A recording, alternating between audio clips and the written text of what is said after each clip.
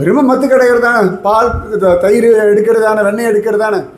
ஆனால் அதுலேயும் ஒரு மணியை கட்டி அதுக்கு ஜாலியாக அந்த சப்தம் இது சர் சர் சர் இது கூட பாட்டு பாடிட்டு தயிர் கிடையாது. நம்மள மாதிரி இப்போ எப்பயோ கடைஞ்சி வந்தால் தேவலை, சீக்கிரம் வந்தால் தேவலை, முடிச்சா தேவலை, சமையல் முடிச்சா போதும், எல்லோரும் சாப்பிட்டு முடிச்சா போதும், பாத்திரம் ஒழிச்சா போதும், தூங்கினா போதும், பெருக்கினா போதும், துணி தோச்சாச்சுனா போதும், உணர்த்தியாச்சுனா போதும், மடித்து வச்சா போதும் போதும் போதும் போதும் போதும். இதை முடிச்சாச்சுன்னா அடுத்தது எல்லாம் முடிச்சு வச்சுனா அப்புறம் என்ன பண்ணுறதுன்னு தெரியல. இதை பண்ணும்பொழுதெல்லாம் டென்ஷனாக இருக்குது. அப்புறம் ஹாப்பியாக இருக்குன்னு எப்படி? இதெல்லாம் லைஃப்பில் நம்ம கூட கடைசி வரைக்கும் உண்டு. பல் தேய்க்கிறதுலேருந்து குளிக்கிறதுலேருந்து சாப்பிட்றதுலேருந்து எல்லாமே பார்ட் ஆஃப் த லைஃப். இது எதையும் நம்ம நிறுத்த போகிறது கிடையாது.